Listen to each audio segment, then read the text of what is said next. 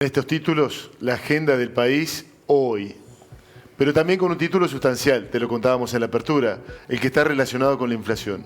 Un dato inflacionario que ha generado sonrisas en el gobierno nacional, que claramente está marcando un descenso de la inflación.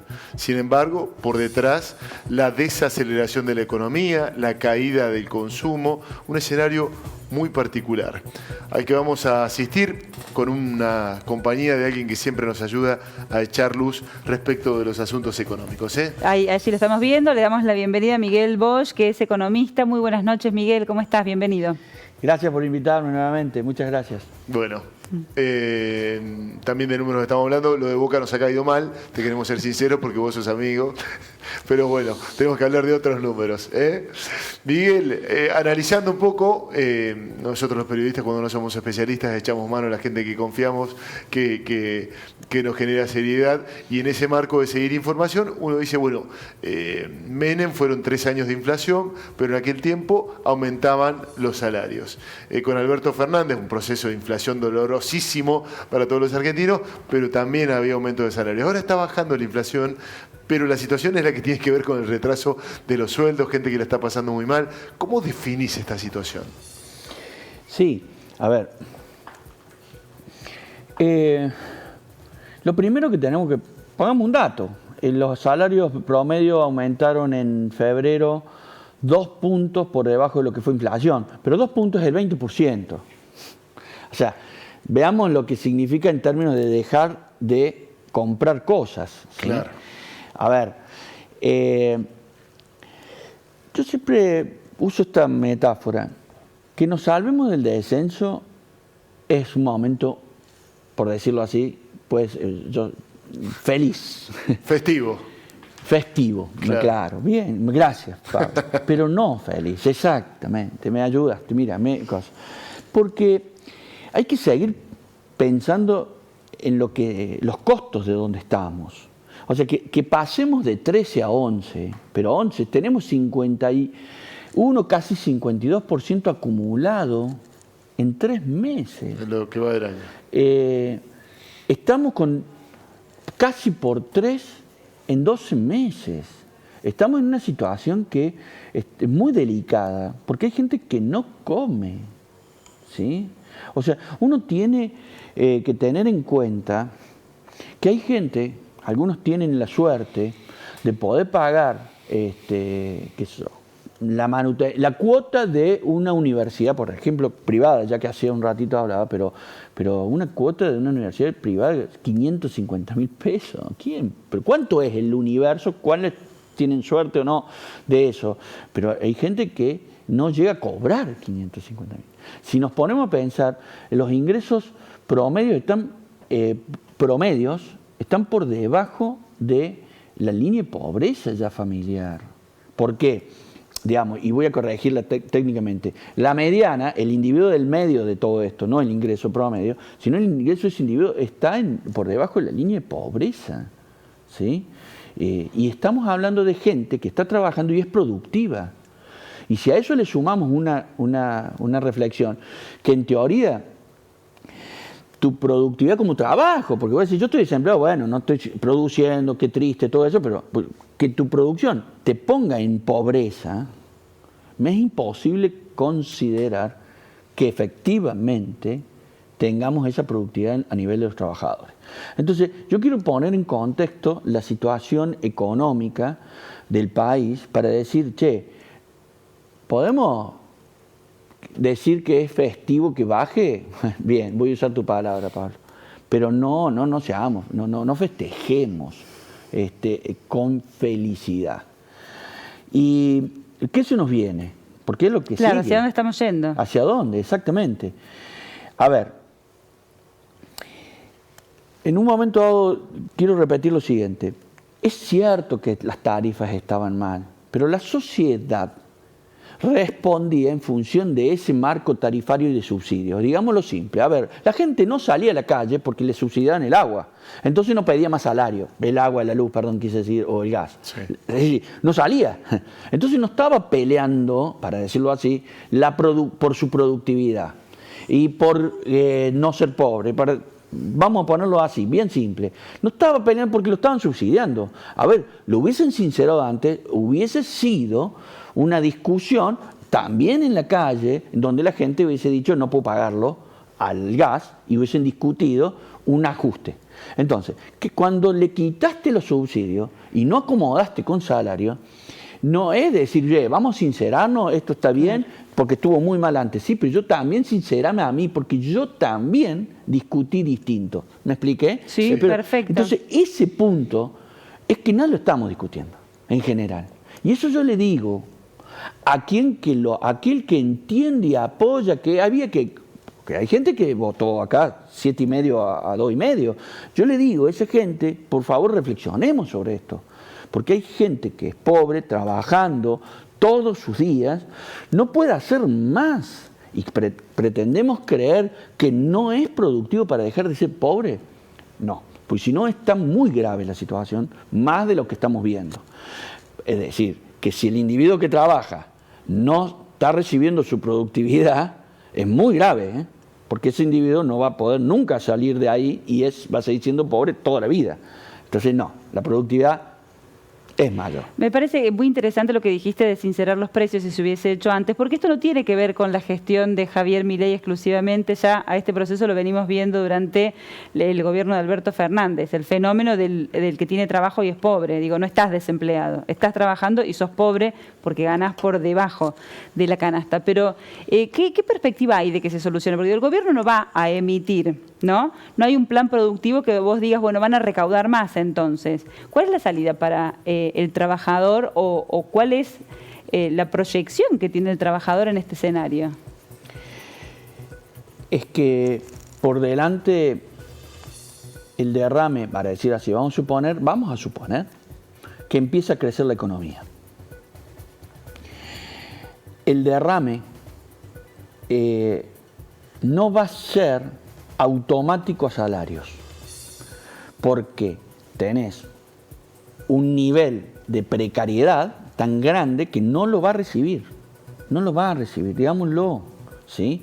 Es decir, porque lo que está pensando el gobierno es, las empresas van a empezar a ver oportunidades, van a empezar a invertir, esa inversión va a generar empleo, sí, va a generar empleo, pero no va a ser rápido, no va a ser simultáneo. Entonces, yo lo digo así, con este argumento podríamos explicitarlo más técnico incluso, pero lo que te quiero decir con esto es que a fin de año el trabajador no va a estar mejorando. Pero Miguel, ¿por qué las empresas van a invertir para producir si la gente no tiene plata para comprar esa producción? Bueno, a ver, ahí me voy a permitir, con mucho cuidado, respetuosamente, el problema es que estamos sesgados, ese comentario tuyo fue porque está sesgado a creer que solo se debe pensar en el consumo interno. Eso es un problema paradigmático, en todos los sentidos completos de la palabra paradigma.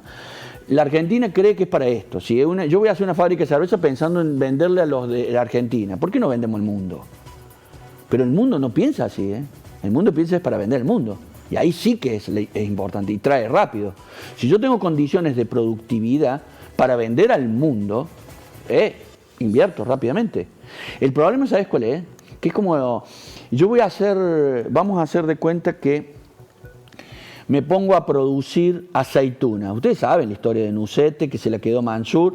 ¿Por qué se la queda Mansur? Porque cerró el grifo de venta a Brasil y hasta que no la vendió, recién después se corrigió. Esa intervención a través de medidas gubernamentales, y se quedaron con una empresa, ¿qué me hace hacer? Bueno, ahora voy a hacer yo avellanas.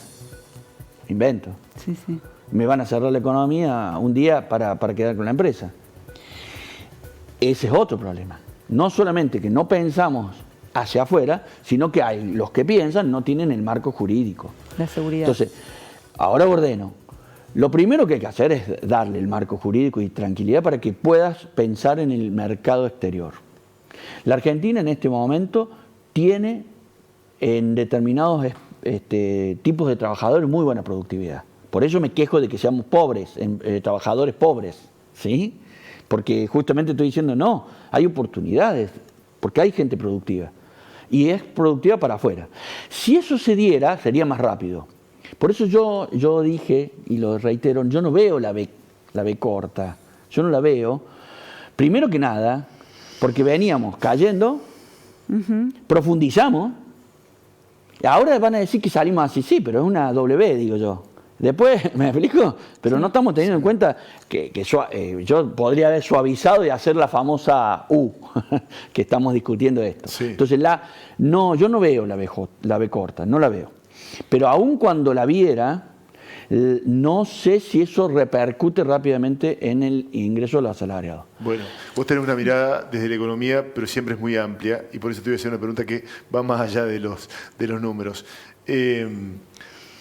Uno supone que un gobierno tiene mecanismos para interpelar lo que pasa en la gente, desde el humor hasta la capacidad que tiene de llevar alimento a su casa a una persona.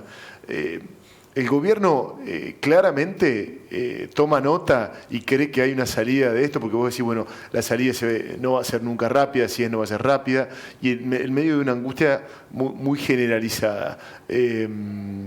Esto está ahí, no debiera demorar mucho algún tipo de respuestas del gobierno. ¿Cómo lo ves a eso? Lo que pasa, sí, yo te diría, como alguna vez puedo haber discutido con economistas que lo piensan desde ese espacio. Ellos te dicen, es que no hay otra. Claro. Es que no hay otra. ¿Y sabes qué? Yo creo que todavía la mitad de la sociedad que lo sigue apoyando, y yo en esto no tengo nada en contra que lo sigan apoyando. Sí. Sigue diciendo lo mismo. Es esa la expresión. Y ellos mismos dicen, no hay otra. Es que probablemente, y acá es cierto, la Argentina perdió mucho más de 35 PBI desde que se apartó de una senda de crecimiento que era aquella que traía italianos, españoles, suecos, alemanes, ingleses a la Argentina. O sea, la Argentina tenía inmigración muy fuerte. ¿Por qué? Porque estaba en una senda de crecimiento de no un año, de mucho tiempo. Con proyección. Se apartó de esa. Se apartó y es una discusión muy grande para llevarlo. Perdimos 35 PBI, pero lo perdimos como la rana en la olla, de a poquito, y no nos dimos cuenta. Nos calentamos, un día estamos cocinados. La sociedad en este sentido permitió, por ejemplo, la emisión. A mí, perdón, lo digo así, me matan muchas veces algunos economistas de ciertas posiciones donde dicen, no podés insistir con que la emisión genere inflación. Yo lo digo siempre, no tengo duda. Pero no tengo ninguna duda, incluso con datos estadísticos, la relación de largo plazo, no de corto, de largo plazo, entre la inflación y el dinero en la Argentina es casi 1 a 1. Es casi 1 a 1. Pero sin embargo, la gente, bueno, lo permitió. Bueno, eso había que sacarlo. Y eso es cierto, porque ya estaba agotado. Si la plata no vale nada, si no la queremos tener.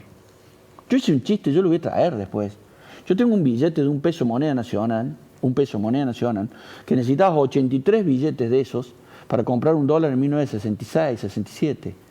Si yo usara esos billetes y no lo hubiese sacado ceros, necesito más camiones uno atrás del otro a Buenos Aires y volver para comprar $1. Mirá si no nos cocinamos en una olla despacito. Claramente. ¿Sí? Ahora, ¿sí? Un poquito de expectativa. Pero de todas formas, hay variables favorables a pensar que pueden cambiar las cosas. Todavía no lo siente la gente. ¿Cuáles, Miguel, brevemente? Por ejemplo, la gente que tiene dólares efectivamente está desahorrando en dólares. Es decir, los está cambiando. Sí, pero ojo que algunos para meterlos en otras cosas, otros para desahorrar, pero hace un tiempito atrás no lo hacen. No se soltaban. Y eso, si la Argentina logra convencer a los tenedores más chiquitos de los 270.000 millones de dólares de billetes que tiene guardado, Los que están bajo el colchón. por lo menos 170.000 millones, imagínense que estamos hablando que nos podemos financiar solos. Eso sí, lo tomo esa variable.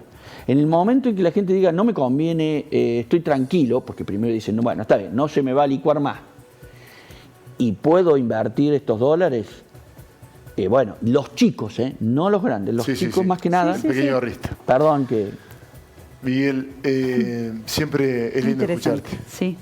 Gracias por tu tiempo. Muchísimas gracias, Miguel. Muchas gracias. Que tengas buenas noches. Un abrazo.